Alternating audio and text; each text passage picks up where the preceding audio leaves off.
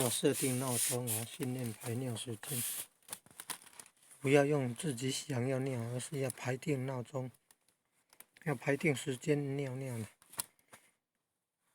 睡前不能喝太多水，也不能喝啤酒，喝500cc 尿会变成800cc 好可怕！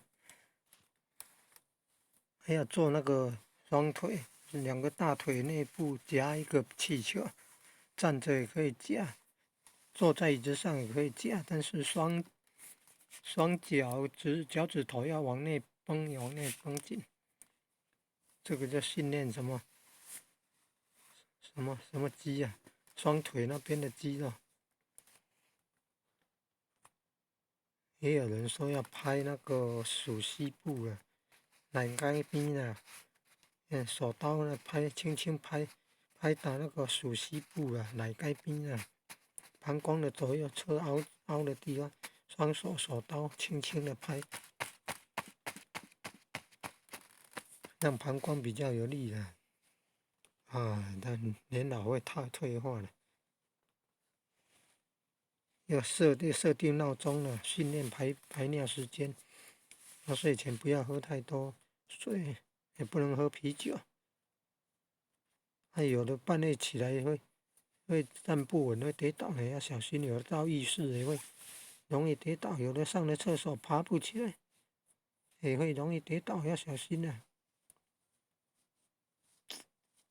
还有提到哪一个降血压药啊，啤酒了都不能吃的，会造成频尿。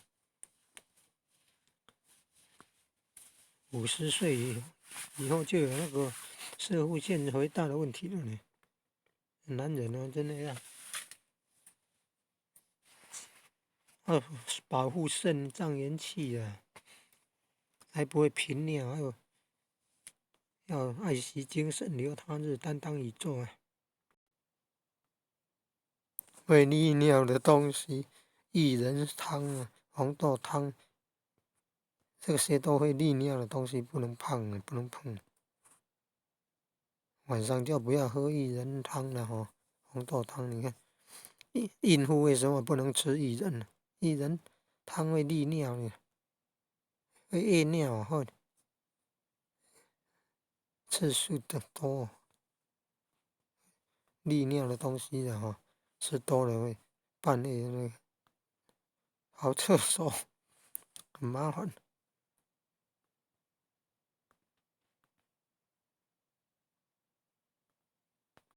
避免频尿、夜尿那么多。西瓜皮都不能吃哦，西瓜皮都不能吃。